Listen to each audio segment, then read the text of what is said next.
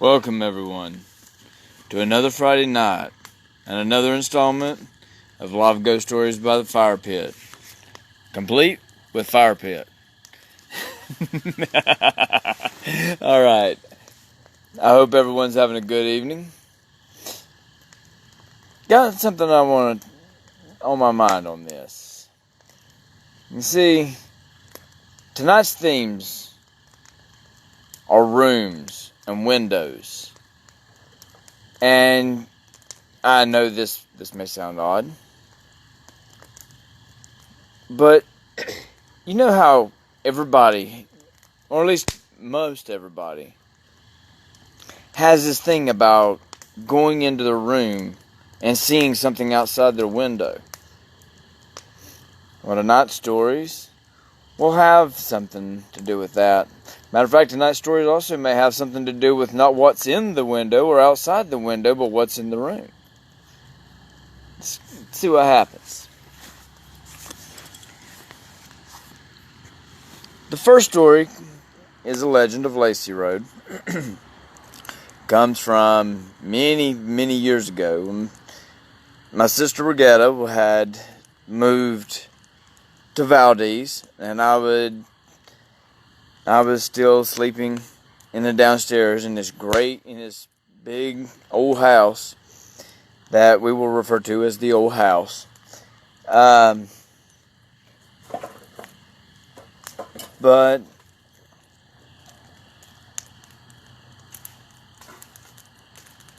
it all starts with the window.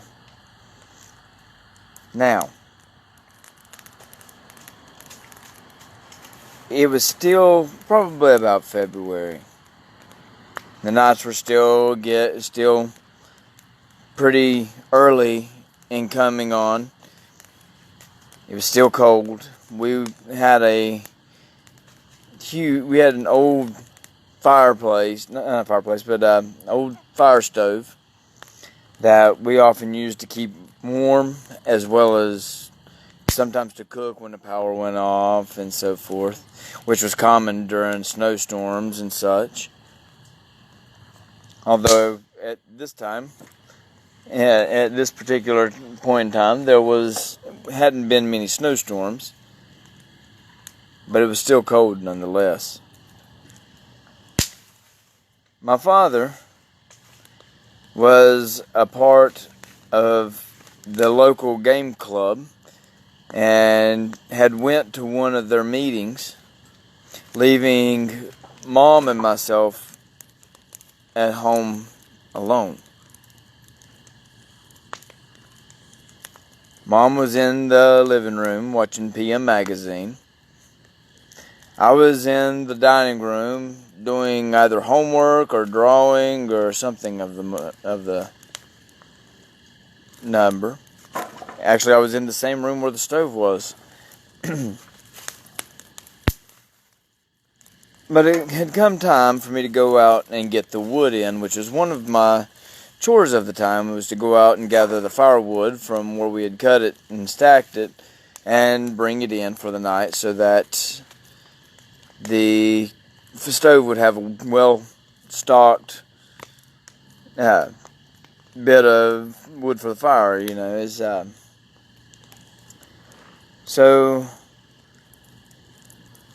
I got up. Now it had gotten dark at this time, and Mom made a mention. I need to go ahead and get wood in for the night so that it wouldn't get too late before doing so. So I went out and proceeded to go. The wood hadn't been stacked yet, though it had been cut, so it was laying in a huge pile out beside of the house. That's getting a little toasty now.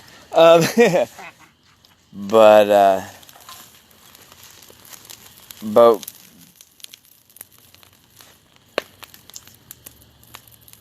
so I went out to gather the wood there where I had chopped, and me and a couple of my friends had chopped it and had piled it. And I proceeded to start gathering the wood. Well, as I was gathering wood, the upstairs window to one of the bedroom, which would later become my bedroom. But the upstairs window, the light was on. And apparently somebody had been up there earlier in the day or something, but had left the light on, because you had to go up and had to basically turn the light bulb, just screw the light bulb in just a little tighter to get it to come on, because it didn't have a switch. But the light was on. And something about it, it was like I noted a movement up there, and it's what caught my eye to look up. Well, as I was looking up, I saw not a person, not a torso, not anything, but a hand. Nothing but a hand go across the window. It wasn't attached. It was attached to nothing. It was just a hand went by the window. A disembodied hand. And I took it back. Now, to be honest with you, even though I knew what I had seen, I wanted to make sure that I didn't just catch the back end of anything. So I went in with a load of wood I got. I looked and said, "Mom?" And he said, "Were you just upstairs for any reason just now?" And she looked at me from in the TV. She goes, "I've been sitting right here the whole time." And I was like, "Well, there's somebody upstairs." So she and I was like, "Well, there shouldn't be." So she and I got up. Now, let me make this perfectly clear. There is but one way in and out of that upstairs, and it was through the staircase. It was by the staircase, which came down and through the living room where Mom sat, watching PM Magazine. Which means I would have seen them come down the stairs, and Mom and I would have had to, they would have had to got past me and Mom going up the stairs to check. So we went up to check. And we checked every single room, including and especially the room where I saw the hand. Because I explained to Mom, I just saw a hand go by the window. And to be honest with you, at this point, I wasn't just a little bit unnerved by it. So we went up. We scanned the entire upstairs. 3 bedrooms, 2 big closets, and 1 itty-bitty creepy closet. But there was not a single soul to be found. No one was upstairs. But that hand went across the window. Now we're going to fast forward several months later, when my sister was moving back into the house, and we were tearing down the wallpaper to paint the room a Confederate blue and gray for the room scheme, just to get a decent color in there, than the red literal wallpaper that had been there since the house had been built, or had been moved up from the river. But that's where the peculiarness really stuck in. See, on the western wall, as we were tearing off the paper, right in the middle of the wall was a huge bloody handprint just embedded in the wall. Now, it's not one of those bloody handprints that recurred over and over and over and over. It was just hidden under the wall. It painted over very well. But that was one occasion of a hand messing with being seen in the house. There's another story about that, but we'll save that one for another time. And I hope you enjoyed that. That happened many, many years ago. Many moons ago. Many, many moons ago. Met Crystal over here being my audience once more. Hi. Oh, yeah, there it is. Alright. Now,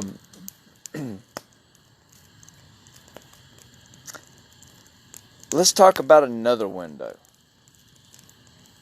The next story is based around a story, or adapted from a story from the Scary Stories to Tell in the Dark 2, or more Scary Stories to Tell in the Dark.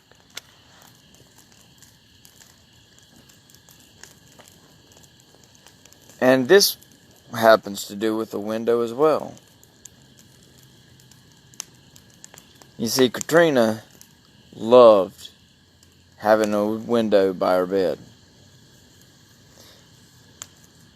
And every night she would look out of it before going to bed just to enjoy the scene and live peacefully.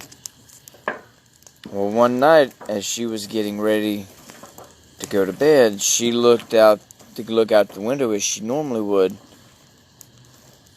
And to her surprise and somewhat horror, something or someone was staring back at her right outside the window, and the more her eyes adjusted to the dark, the more she could see the sunken features of the face, the eyes deep back in the skull with a dim, faint glow about them, and how it just glared and stared through her. And she was so frozen with fear that when it busted the window and reached in and grabbed her, she couldn't even scream. She just was helpless before its terrible grasp. Without warning, it tore her head back and sunk its teeth into her throat, which left her to gain her voice once more, and she screamed in utter pain. And as she did, her brothers heard and come running into the room, but by the time they could get into the room, the thing had jumped back out the window and was making its way across the hill, and they jumped out and tore out the door and began following it, but before they could get over the hill, they had already lost it. So they went back and hurried and tended to their sister and tended to her wounds, and she was frightened about it. And over the next couple of weeks, I'm getting assaulted by the flame. Hold on a minute. Okay. Anyway.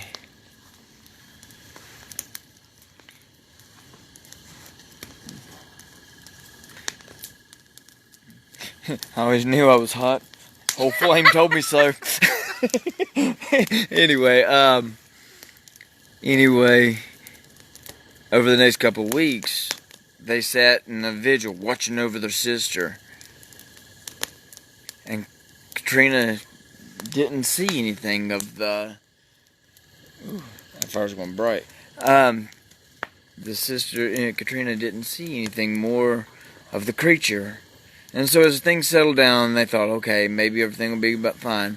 But they went, got their pistols and stuff like that, and kept it on hand just in case, the incident should happen again.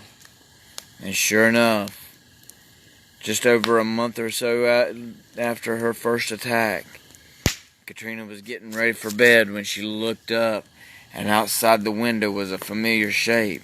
Only this time, she made the scream.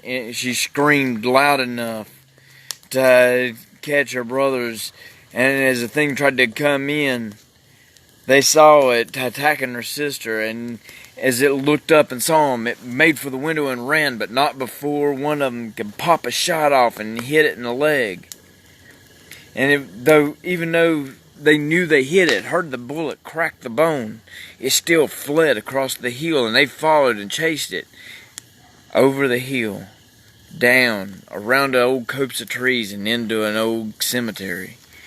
And in that cemetery was a mausoleum, which they followed it into, and as it ran through the thing. They could hear it tearing coffins up and scattering remains about. And then they went in. They followed it and saw where it was going. And they bolted the mausoleum shut for the night. They made sure that it was barricaded so that nothing could get back out. On the following morning, the brothers went back with the local priest. And they opened the door. And as they walked through the mausoleum amongst the scattered remains and busted coffins and broken urns, they came to one coffin undisturbed.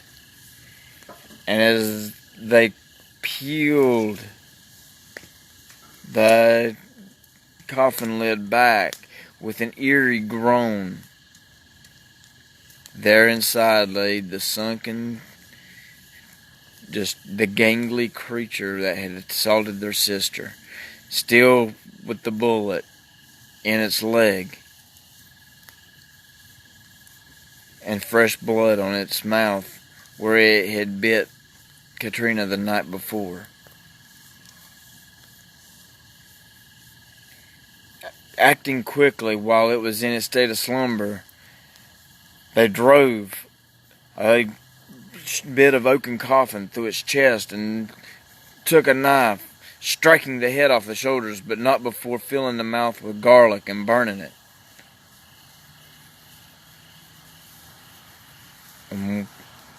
As somewhere they thought they heard the scream of something fading out as the body burned. But never again was anyone disturbed after dark, much less Katrina or anyone else, by that creature outside the window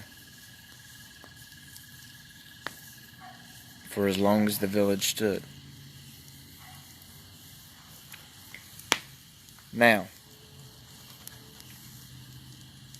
I hope you enjoyed that. That was a loose adaptation of The Window from More Scary Stories than the Tale in the Dark. And for our final story, which also still goes about with a room. Still goes in the coinciding of a room. There was a man who went into a hotel. He was a traveler. And he had been traveling and it had gotten weary.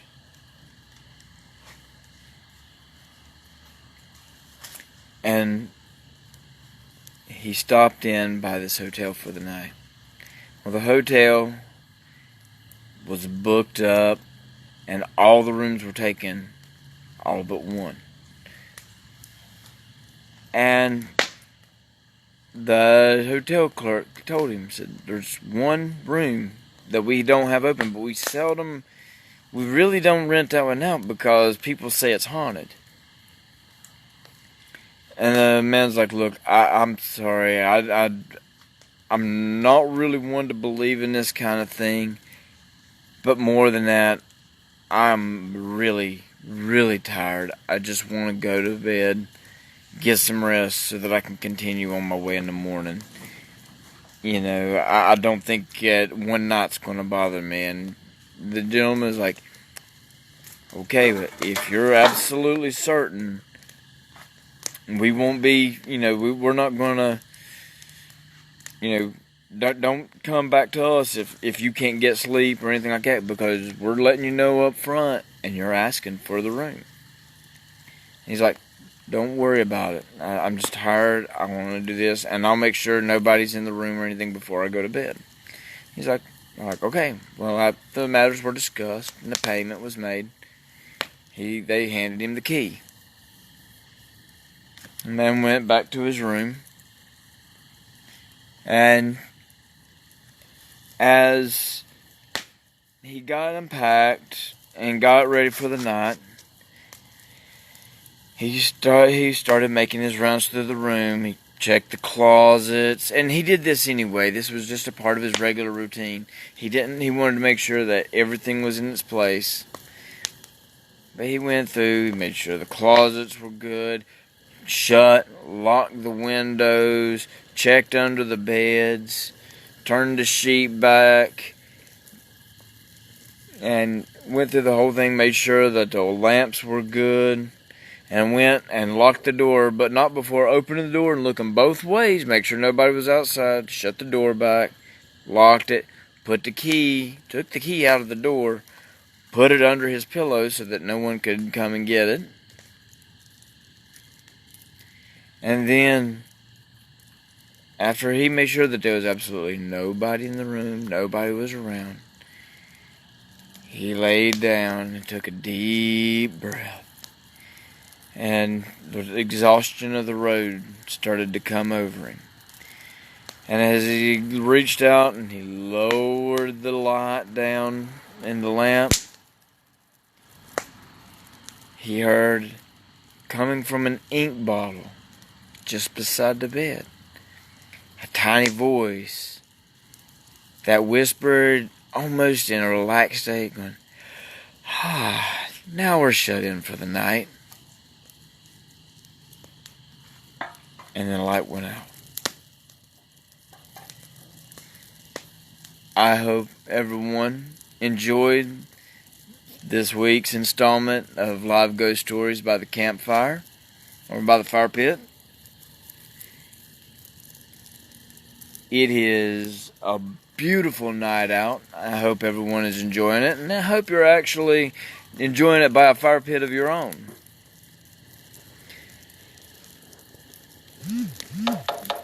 And as I get ready to wrap up this week, I want to wish everybody a happy October. It is officially Halloween season. And if you're just now tuning in, I'm sorry that you missed the ghost stories. They will be up on Instagram TV here very soon. And I will be glad for you to join us again next week. And in that, hello everyone. And I thank you for joining me. And I invite you to join me again for next week's tales. What will they be? Only fate can decide. Which it can also decide whether we have a fire pit again or not. Guys, I hope everyone has a wonderful weekend. Happy October to you too, sir.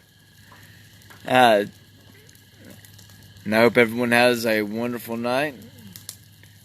One more story? Okay, we'll do one more. We'll do one more. But this one will be short.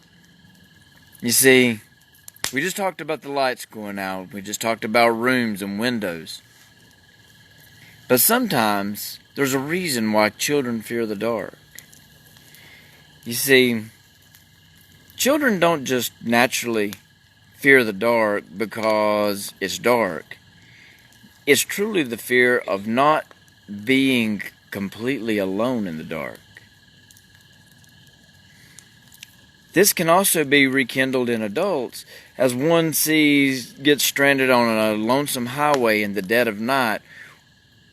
Something that would normally cause frustration by day, at night when you're having to walk a lonely country road in an unfamiliar place. Those childhood fears start to be rekindled. So what would happen if you woke up in a place that you weren't familiar with, completely dark, and was longing for a light? Let's find out. See, a gentleman had slept very well. So well, in fact, that when he woke up, he had forgotten where it was he had fallen asleep. I hear you. I definitely hear you on that. But he woke up. The room was pitch, not an ounce of light coming in. And as he sat there, feeling the darkness around him, no lights. It was as if the darkness itself was a tangible thing threatening to swallow him. and he longed for the comfort of a light. And he thought, and he thought, and he was like, what if I move and something hears me? I don't even know where I am. He couldn't even tell if his surroundings were familiar, unfamiliar. It was just dark. And he kept longing for a light, longing for a light. And so he knew that it was either sit there in the dark and wait for whatever might be there to find him, if there was anything there, or find a match to light a candle, or a flashlight, or something that he could, push back the darkness with and find a little comfort. Well, he started looking around, and as he sat there and he felt the covers, he felt around, he felt a pillow, he felt something, and he's like, just whispered under his breath, what I wouldn't give right now just to find something I could use to light a candle. And as he spoke those words, he felt a match thrust into his hand.